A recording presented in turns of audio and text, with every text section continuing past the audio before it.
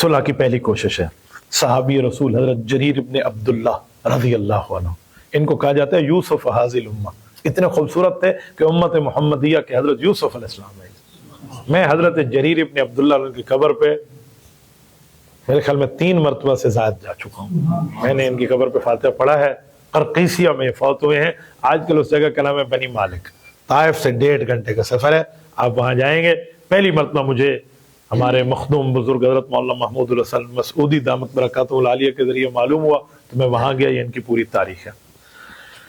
یہ اپنے علاقے کے بادشاہ تھے، پھر حضور پاک کے پاس آئے، نبی علیہ الصلوۃ والسلام نے ان کا اٹھ کر استقبال کیا، بڑی عزت دی۔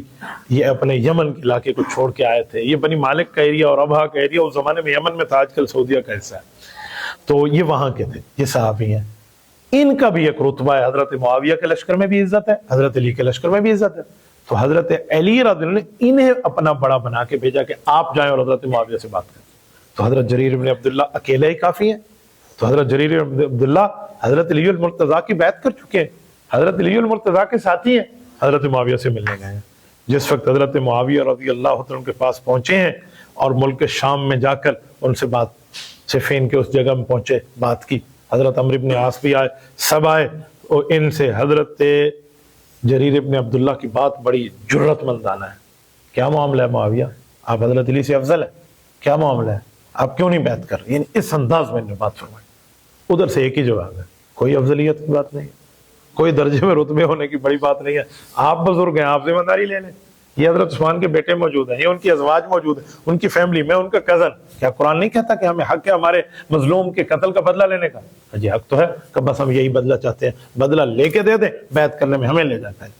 یعنی اتنے دلائل سے حضرت معاویہ اور ان کے لشکر نے، حضرت عثمان کی اولاد نے بات کی، حضرت جریر ابن عبداللہ نے فرمایا اور کوئی بات نہیں، تم لڑنے حضرت علی سے کوئی لڑائی بھڑائی اس طرح کے کوئی نفرت بغض کا ایسا کچھ بھی نہیں ہے۔ یہ مطمئن ہوا، کہا پھر تو راستہ نکل آئے گا، بہت اچھی بات۔ فوراً گئے حضرت علی المرتضیٰ کے پاس، حضرت علی رضی اللہ عنہ کے پاس پہنچے۔ میں البدایہ والنہایہ آپ کی خدمت میں پڑھ رہا ہوں۔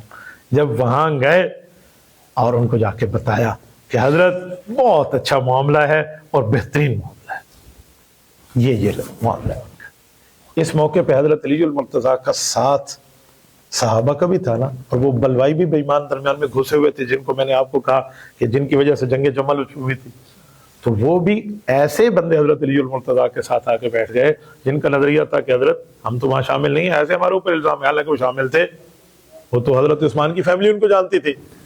اب ان بندوں میں ایک شخص ہے مالک اشترنخعی، یہ بھی قاتلین عثمان میں شامل ہے۔ یہ شخص حضرت جریر سے لڑنے لگ جاتا ہے حضرت علی کی موجودگی میں۔ تو وہاں ساز باز کرنے گیا ہے، تو وہاں معاویہ کے ساتھ یہ بات کرنے گیا ہے، تو ہمیں اس کی بات آ کے سنا رہا ہے، نہیں تو اس سے ڈیل کر۔